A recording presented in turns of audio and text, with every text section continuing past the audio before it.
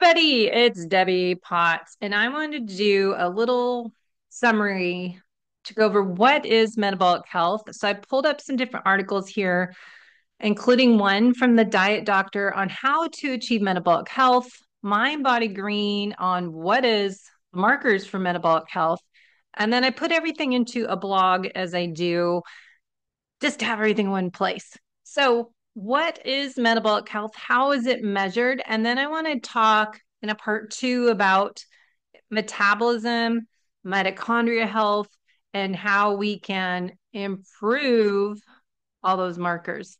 So, if you're like me, maybe you're 40 something, maybe you're over 50, we need ideally to figure out how we can strive to thrive as we age, how we can improve our metabolic health so we are not struggling as we get older, right? So I work on creating personalized programs for individuals that are often high performers, but well, I guess it does matter because to do all this stuff that we learn and how to personalize a program for nutrition and exercise, sleep, stress management, supplementation where needed, less is more. More is not always better. Figuring out what's best for you and looking at your genetics is hard. You need to be motivated to take ownership of your health because it's not a simple pill that you take and everything is going to be fixed.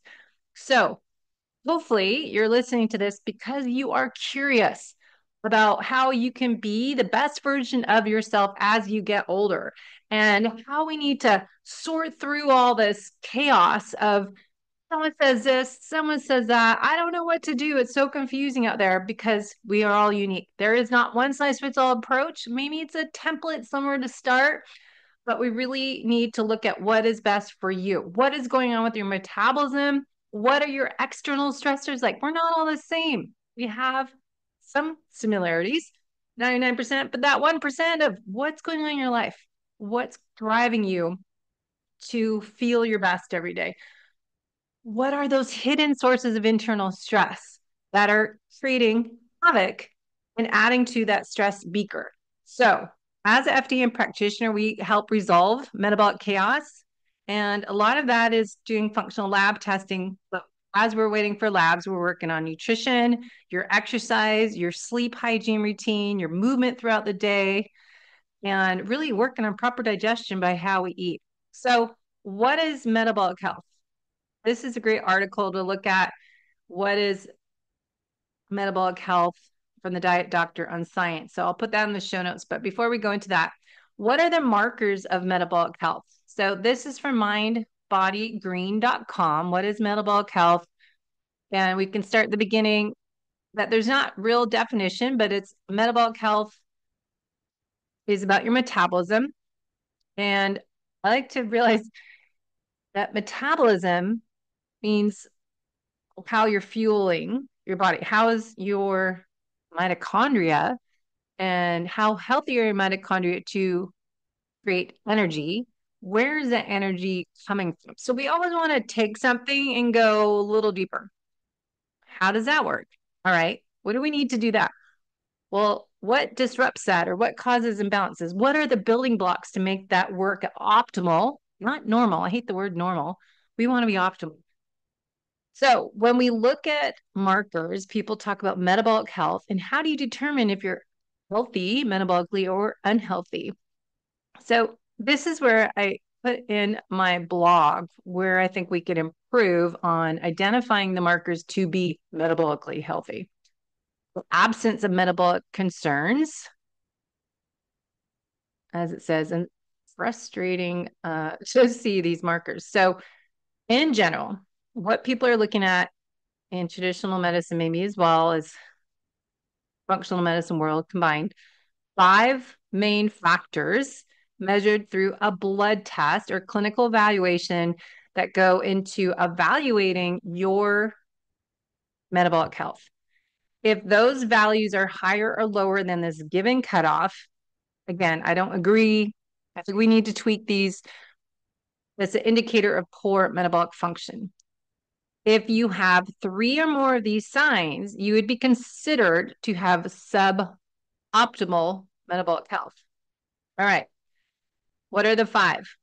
Excess abdominal fat. If your waist circumference is 40 inches or more for men, 35 inches or more for women. Number 2, high triglycerides, 150 milligrams per deciliter or higher. Fasting, your high fasting blood glucose, your sugar, 100 or higher. High blood pressure, and that could be high for various reasons, greater than or equal to 130 over 85. We always look at why. Why is my blood pressure high? What else is going on in my body that is high blood pressure is a symptom. High fasting glucose is a symptom. So we need to look at these are markers. And the 5th one, before I go on my rant, high density lipoprotein, which means LDL's the low density lipoprotein, but this is a marker of HDL, high density lipoprotein. Cholesterol levels is 40 or less for men and women. So right there, that really bugs me. So we want to look at your blood chemistry markers and blood reference guide. So close your eyes. So I have my cheat guide that I look at. So if we go into markers for what is less than optimal, we can look at your liver markers, ALT, GST, but triglycerides, 70 to 80 is high. So let's go back to this. Says low HDL triglycerides, 150 or higher. Okay. This is 70 to 80 is optimal range. Metabolic health markers are going by 150 or higher. We want to be 70, 80. So right away, that's a big change from our optimal ranges in functional medicine as an FDM practitioner. This is what we use, our optimal range.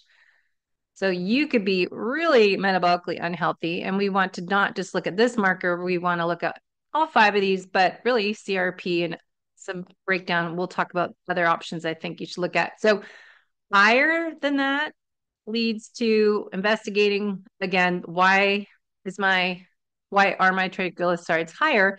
But what they're missing is low. If I am triglycerides 150 or higher, well, that doesn't mean lower is better, right? So we need to look at the optimal range. And if it is lower, we can look at patterns. All right, so then we go to the LDL, or rather, they're just looking at the HDL levels, 40 or less. So that to me thinks, all right, I'm teaching someone that lower is better. So HDL, there's LDL, HDL. So in our ranges, we want 55 to 85. This says 40 or less, 50 or less for women. But lower doesn't mean better, your HDL cholesterol, or higher. So high could be related. Again, we're investigating, we're looking at multiple labs, putting the missing pieces of the puzzle together so you can be metabolically healthy. But we need to change that definition because this is obviously not optimal. We want to look at, okay, HDL too low can be related to H. pylori, high thyroid, oxidative stress, which a lot of people have, heavy metal toxicity, a lot of people have fatty liver. So we want to look at the why again. So these are 5 markers that we are going by currently to relate to if you have suboptimal metabolic health. So you can look at what is that coming from? Metabolic syndrome. So metabolic syndrome, accumulation of several disorders that raise a risk for cardiovascular disease. The cluster of metabolic disorders define metabolic syndrome: central obesity, insulin resistance, hypertension, and dyslipidemia. But there's no insulin marker on here. There's not the breakdown of the inflammatory markers. So we need to know this isn't ideal. We need to go a little deep. Okay, so I put together, all right, this is what we're looking at now. And what else can we do? if we're looking at insulin resistance, shouldn't we be looking at the marker insulin? Shouldn't we look at inflammation in the body? Why are we not looking at this bigger picture? So if you are metabolically healthy, here's some things we can go into. What would define me as a metabolically healthy individual? My blood sugar, normal fasting blood glucose, what does that mean? So in our optimal ranges, we can go through and see what we look at in FDN, but we want to see none of this is on here. So my blog, we want to look at fasting glucose, insulin sensitivity. So insulin levels, we want to look at fasting glucose 70 to 90, insulin levels 1 to 5, stable blood sugar throughout the day. So you don't know that unless you're wearing a continuous glucose monitor to know what that marker range is for you throughout the day, or do Keto Mojo and prick your finger and get your glucose and ketones.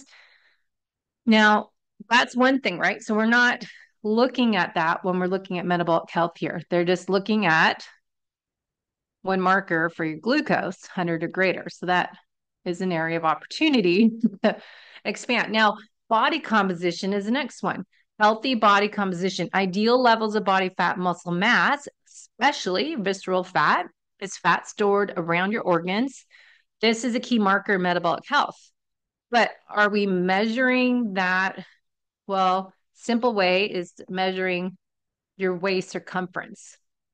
Ideally, which is not really practical, is getting your body composition tested or a DEXA scan and look at, are you looking at your fat to lean tissue, and make sure it's hard to measure the visceral fat unless you do a scan. Now, the next marker, healthy levels of triglycerides. What does that even mean? And that is a huge separate conversation, because we know in our world in functional medicine, triglycerides, optimal range, your cholesterol, we want it, 170, 200. Some people say up to 240. But if your cholesterol is high, that could just be related to insulin resistance or metabolism and utilization of fats. If it is low, it doesn't mean better. So a lot of people are thinking, if they don't know about this information because they're listening to what their doctor told them, that lower cholesterol is better. But let's look at what sex hormones are made from, steroid hormones made from cholesterol. So we want to look at what is the big picture. Okay, so should we just look at cholesterol? How about LP little a, the particle sizes, small particle size, triglycerides we talked about, but then we want to look at what Peter Attia's brought attention to me about in his book, Outlive, APOB markers, and I've been getting that tested with Wild Health Precision Medicine. Next on the list, blood pressure regulation, balanced fluid retention, but blood pressure, if you look at what we do for high or low cortisol, one of the functional tests we do in nutritional therapies practitioners is taking your blood pressure lying down to standing up. So if you get dizzy when you lie down and stand up, there's reasons for that. Could be more related to your HPA axis system, your adrenals. Then we want, again, to look at, why is my blood pressure high or low? Now, hormone balance, if we have insulin, cortisol, thyroid hormones, sex hormones, they all influence metabolism. That would help make me more metabolically healthy if we figured out what is optimal, what's right, what's the right amount of my thyroid hormones. And should I just look at that thyroid stimulating hormone, or should I look at other markers as my active thyroid? So we can go look at thyroid panel when I do my analysis of your blood chemistry, and thyroid doctors are often just doing your TSH, thyroid stimulating hormones. We want to look at iron panel, ferritin, all that. Now, thyroid panel, thyroid stimulating hormones is just measuring the hormone produced by the anterior pituitary gland that tells the thyroid gland to increase or decrease production of T4, is inactive thyroid, and conversion to T3 depending on the amounts of T4 and T3 circulating in the bloodstream. So the TSH secretion is stimulated by the hormone TRH, thyroid releasing hormone produced by the hypothalamus. So if you listen to my podcast on adrenal fatigue, adrenal exhaustion, it's the HPA axis, hypothalamus to pituitary gland sending a signal. Thyroid is the hypothalamus telling a signal to your pituitary gland to your thyroid. So put that together, if your HPA axis is dysfunctional, your thyroid function is going to be off balance. And so we want to look at why is your thyroid low, or look at clues at your HPA axis system, as well as your ovaries or gonads for your hypothalamus telling pituitary gland to release hormones. So we want to look at the whole picture. Free T4, free T3. So when we're looking at metabolic health, we want to know, what are my levels right now? Where am I? And then, of course, inflammation. That would be a big marker. If I'm metabolically healthy, if I have low inflammation, I'm in control. So my cortisol is not elevated, my CRP is not elevated. I don't have this high levels of endotoxicity. Looking at your LPS levels, we can look at markers as CRP and cytokines. For sure, we want to see that would be a huge part of metabolic health. Now, energy levels, we can tell that from a neurotoxicity level test. We can do organic acids test, a Dutch test, and really see what's going on, as well as optimal gut health. On there next would be a microbiome stool test. So there's other functional lab tests, as well as the next one, a detoxification. We want to test and not guess. Well, all this information here is really going to be through functional lab testing that your doctor isn't aware about. They haven't been educated in this. So we have to make sure, if you want to be metabolically healthy, start now and getting these labs tests ordered, so you're not waiting until you are metabolically unhealthy. That's the most ridiculous thing, that we wait to be sick to get help, and then we just go and search for band-aids and not investigate, why am I having these problems? But then why do we even wait until we have problems to take ownership of our health? It's ridiculous. So we need to be health optimizers, know this information before, to strive to be metabolically healthy and not wait until you have health problems. That's what's ridiculous about our system. And our society just reinforces that. And then we think we just need a medication to fix a problem, but not look at, why do I have this problem and how can I prevent it? What could I have done differently in my lifestyle to change this outcome? Optimal gut health, a balanced gut microbiome, proper digestion, nutrient absorption, minimal gut inflammation. That right there should be where we almost start to improve our metabolic health.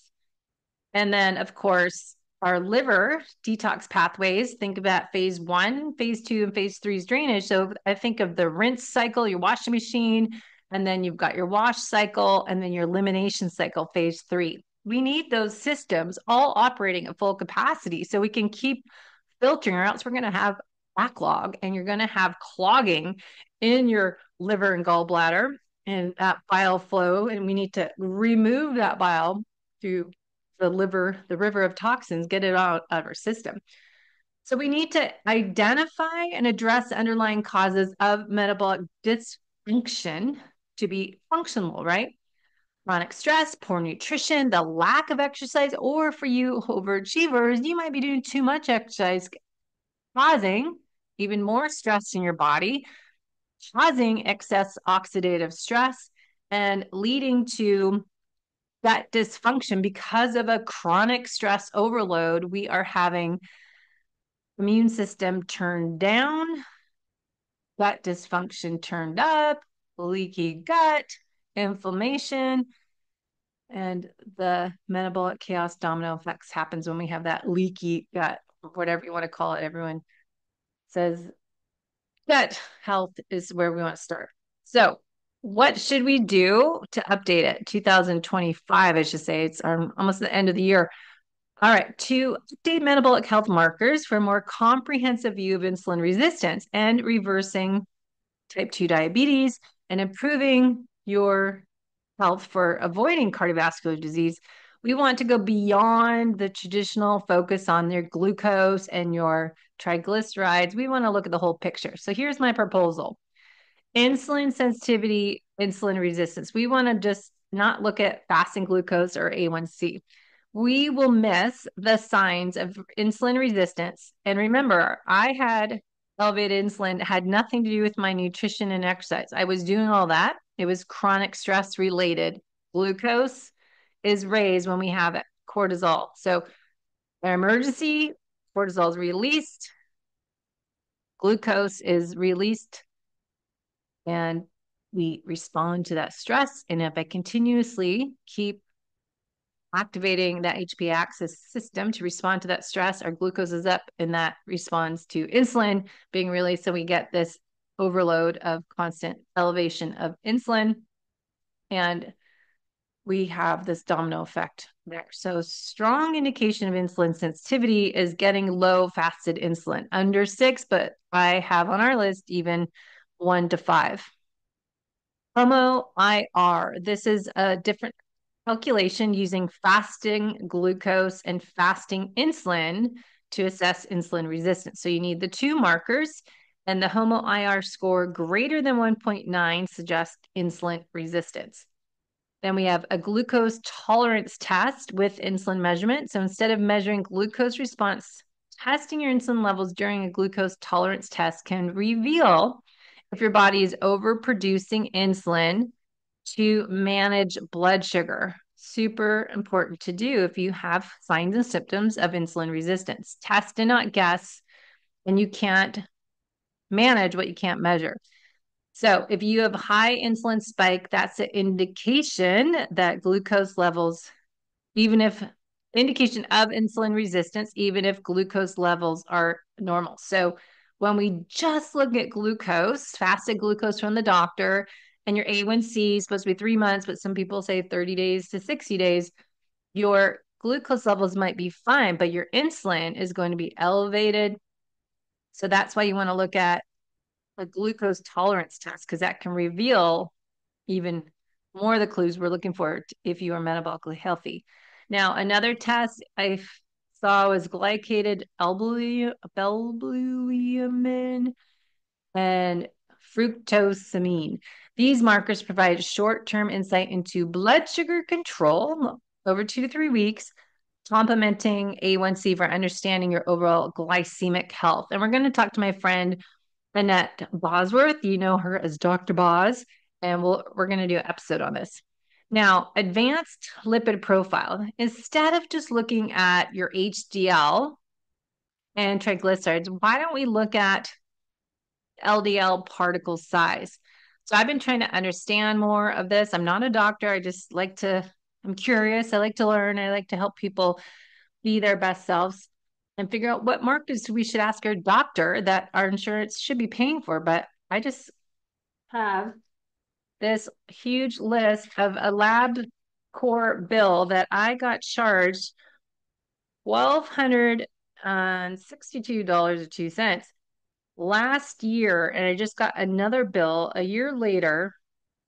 Insurance was covering so much, and LabCorp charged us $1,500 for getting a CBC, metabolic panel, LDL, non-HDL cholesterol, iron and TIBC, total and free T3, FSH, LH, A1C, free T4, they charge $148.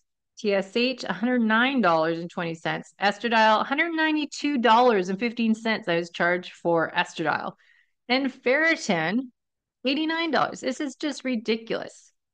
Why should we be charged so much by LabCorp, not LabCorp, but our insurance company is being charged this? And this is what I got back. My insurance company paid so much of it, and then LabCorp, I have to pay the rest. But I've already had like 3 bills for them. So don't even try to pay. If your doctor's not going to pay for, your insurance company won't pay for this, go to what I say, Alta Labs, and order it on your own. Go to Quest Diagnostic Lab test is what they use. And it's not LabCorp, but you can go order what ones you want and what you're curious about. If you want to take ownership of your health and avoid getting metabolically unhealthy, avoid insulin resistance. So you need to be preventative. There's always promotions on here. As I said, you can use my link, Debbie Potts Coaching. And, maybe you're looking at this one. But anyways, we got to go back to these markers. If I'm metabolically unhealthy, but that's not what we need to just look at. We need to go deeper dive. LDL-P, ApoB is a protein found on the surface of our lipoproteins. LDL, VLDL, IDL. If your ApoB levels are elevated, this is an indication high number of potentially harmful particles, making it more accurate predictor of cardiovascular disease than LDL-C alone. So LDL-C is what you hear about, measure right now, LDL cholesterol. We should focus on the LDL particle size, and the small dense particles are more likely to penetrate the arterial walls and cause atherosclerosis, making it higher risk than the buoyant LDL. So you want to look at your particle size, get ApoB, and your doctor probably would say no, they're not always up to date on research. The ApoB you can get, let's see how much it costs. If you go up, I don't need your help. Let's see.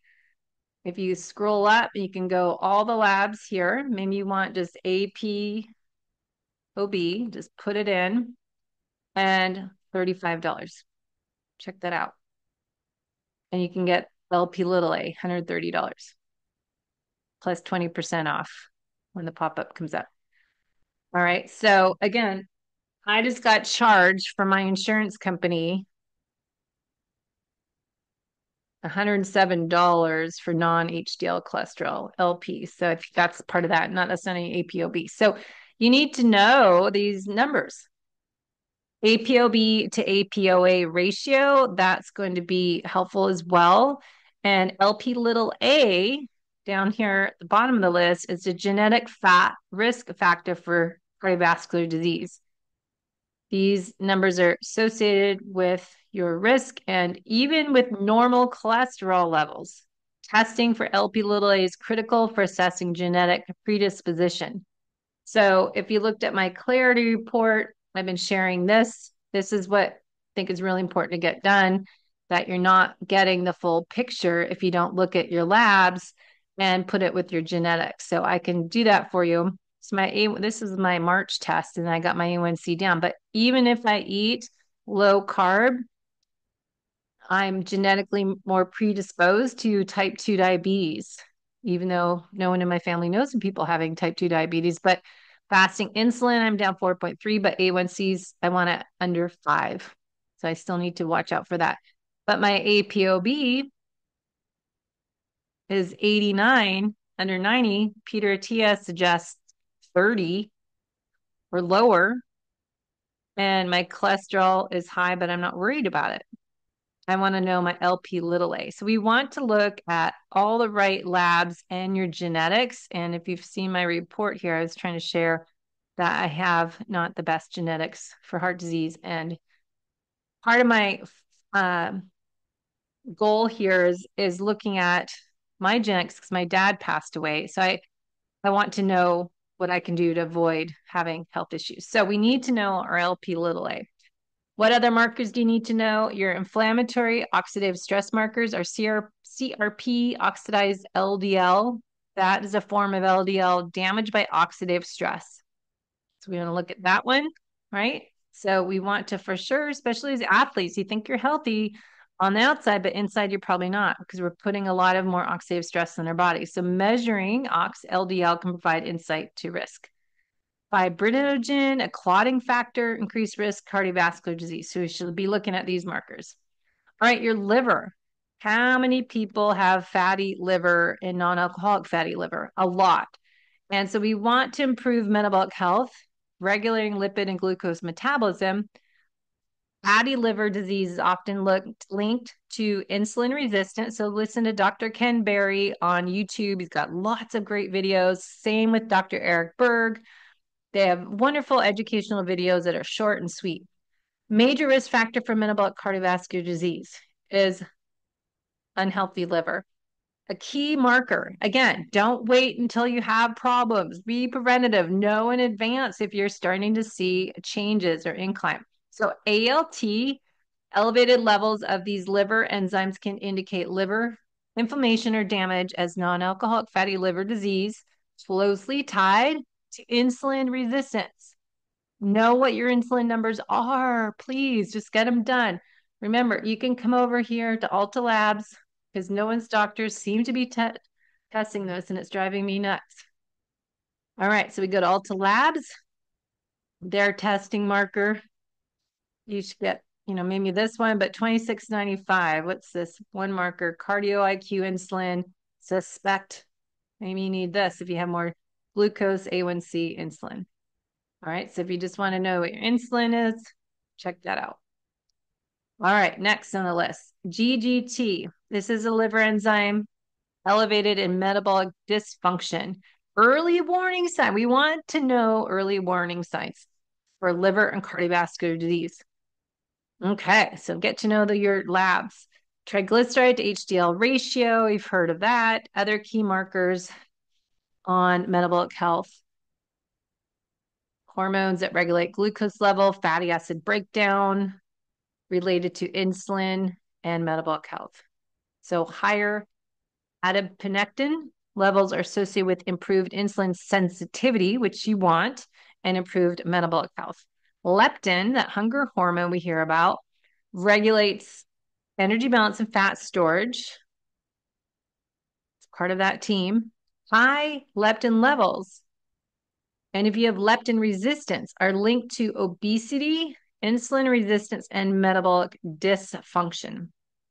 And then NMR, lipoprotein analysis, advanced lipid test measures the size and number of lipoprotein particles. You can get more of a detailed risk assessment for heart disease compared to standard panel. So NMR, see if we can get that on here. So if we go up to search, NMR, and you can get that. Look how cheap that is, right? So we want to look at heart health. Here's one, $253, plus you get 20% off when it pops up, but that's APOB, your CBC, comprehensive. So that's a great panel to get. Look at that. TSH, you have to add on. But that is a great one. So that's a good price. I like that one. Okay, so let's summarize fasting markers or fasting. Fasting insulin, HOMA-IR. Look at APOB and LDL particle size. Triglyceride to HDL ratio indicate of insulin sensitivity. Assess genetic risk for cardiovascular disease by knowing your LP(a). Oxidize LDL and your CRP to measure inflammation and oxidative stress. Lipid markers, ALT, AST, GGT to assess metabolic liver function. And to understand your energy regulation and your fat metabolism, adiponectin and leptin. And of course, do a metabolism test with Pinoe equipment so we get to know what you are burning at rest, fuel source, fat, or carbohydrates, and see how you are burning fuel source at various intensities in exercise test. So to be metabolically healthy, I'm proposing we test these markers more specific than looking at these kind of not so helpful list here to really know if you're metabolic healthy. So if you are a health optimizer, let's check on a little larger package. Functional lab test investigation, expand the focus from basic glucose and cholesterol to include insulin levels, particle size, inflammatory markers, oxidative stress, to know how to prevent insulin resistance, prevent cardiovascular disease, and generally overall metabolic health to improve and prevent getting diseases and be metabolically healthy now so you can age better, quality of life, live longer, healthier, happier, and avoid getting these diseases by knowing these numbers and get tested every 4 to 6 months. So you can get more information on my blog there. You can see more of my other videos about mitochondria health and how this all plays a role. Metabolic health is how healthy are our mitochondria and how this relates to creating energy with the mitochondria and how we measure that in our metabolism testing that I do and how that correlates with insulin sensitivity and glucose metabolism because we want to see how well you are metabolizing glucose as well as fat. And that's what we do at rest, but we want to do your functional lab testing with the Panoe metabolism test. So if you like more, you can read my rabbit holes I go into looking at the mitochondria function and how that insulin resistance can impact your health of your mitochondria as having an impaired fatty acid oxidation. What does that mean? And how is that related to incomplete fatty acid breakdown and what we want to do? So I kind of went on, and we can do this in a follow-up: mitochondria dysfunction, mitochondria biogenesis, mitochondria inflammation, and really looking at how to improve mitochondria function to improve metabolic health. So I think it's talking, the more we talk, we want to look at a cellular level. We're built on cells. So we want to improve energy and improve our health as we age is going down to the mitochondria function. So impaired fatty acid oxidation increases lipid intermediates, which can block insulin signaling. Excessive oxidative stress, reactive oxygen species production, causes more oxidative stress, damaging insulin receptors. Think of a cell and little molecules outside those receptor sites on cells, and disrupting glucose uptake. So if we don't have insulin, we don't have that key to open up the door to bring glucose into the cell. So we're going to have blocked energy. We're not going to have energy coming into the cell to be used. So muscle cells, mitochondria dysfunction leads to metabolic inflexibility, impairing your ability to use glucose. Reduced mitochondria biogenesis, creating new mitochondria, limits the cell's energy capacity, weakening insulin sensitivity. And then mitochondria dysfunction triggers inflammation, further disrupting insulin signaling. So you see this body works all together. We have this domino effect of problems when we have one thing broken. Mechanism of action. Decreased ATP production leaves the cells unable to effectively respond to insulin, impairing glucose uptake. So we can't have that communication. The multifaceted disruption of normal cellular process links to mitochondria dysfunction, insulin resistance, and metabolic health as type 2 diabetes. So we can reverse type 2 diabetes, not giving people insulin. So that's the rabbit hole. You can continue on. Mitochondrial health is foundational to metabolic health because mitochondria control energy production, nutrient metabolism, fat burning, and oxidative stress management. If we have poor mitochondria function, that can lead to metabolic imbalances, insulin resistance, chronic fatigue, inflammation, and ultimately metabolic diseases. So if we focus on supporting our mitochondria, improving the mitochondria function via lifestyle habits as proper nutrition, exercise, stress management, and supplementation when needed, is really truly essential to achieve and maintain your optimal health. So if we want to look at how do we get all these markers that we talked about to be metabolically healthy, get rid of these, just looking at the standard metabolic health markers, and let's work on having all of these improves insulin sensitivity and reduction of cardiovascular. So let's test and not guess and really look at, do I want to just see this? This is kind of not enough to be metabolically healthy. We want to work in the mitochondria health. So good information in these articles on metabolic health from Diet Doctor. and looking at what is the right nutrition program for you. That's going to depend. What is the right type of workout program for you? That's going to depend. So we want to look at what is zone two training? How much should I do? What is that heart rate in my zone two where I'm burning my peak fat fuel? What is interval training going to look like that's best for your body? And what heart rate are you striving to hit to get HIIT training? But really, should you be doing sprint interval training, just 10 to 20-second intervals? Cardio training improves glucose utilization, blood pressure, insulin sensitivity, but resistance training is superior when it comes to building muscle, and building muscle will help speed up metabolism. So, for maximal metabolic health benefits, a mixture of resistance training, cardio zone 1 and 2, and interval training that's hard enough to be super intense to get the benefits. A lot of people don't go hard enough to actually get the benefit of HIIT. So, you're not really doing HIIT training when you're just zone 3. You got to go top of 4s in zone 5.